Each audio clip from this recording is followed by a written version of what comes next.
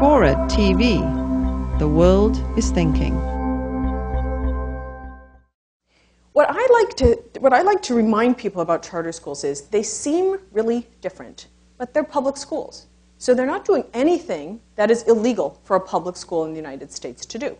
No one ever said to the public schools here that they could not have a school year of 220 days if that's what they wanted to do. Now, I think this is not an inner city, so that probably wouldn't be appropriate, but maybe in inner city San Francisco, right?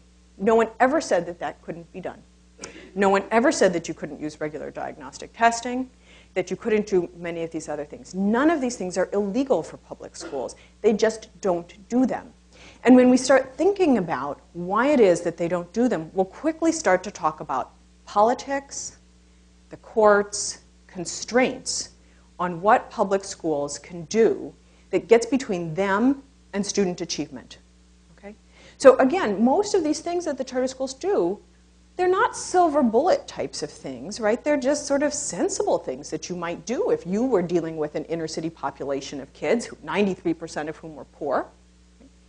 But they're not things that the regular public schools are doing. So that really brings us back to the question of what is it that is getting between our children in the United States and a superior education? And a lot of it is the institutions we have that have made it very difficult for the regular public schools in the United States to function efficiently, to be well managed, to use their resources well, and to make good decisions. Okay? And many of those things have to do with politics and the courts, but they also have to do with the fact that there aren't very strong incentives, so that if you have a completely failing public school in the United States, parents cannot walk away, and they cannot make that decision for themselves.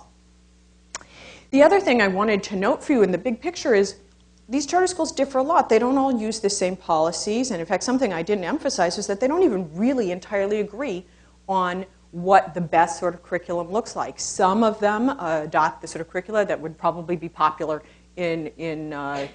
with scholars at Hoover, and some of them adopt very different curricula. But they all have pretty good effects, and the average effect is definitely positive, and there isn't that big a range. If I were to have shown you the range of effects of New York City's regular public schools, there would be some big negative effects there, and none of them have big negative effects.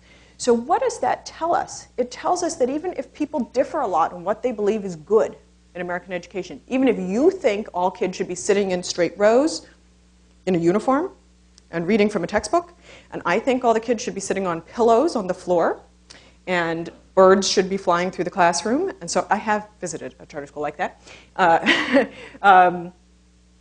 All of those schools, okay, are under competitive pressure. All of them are benefiting from superior governance and the superior autonomy that I think charter schools have. So they're much closer to functioning like other American institutions, and I think that's really the key to why it is that they're an important part of American education reform, and perhaps the sort of the thin end of the wedge, as many people hope they will be.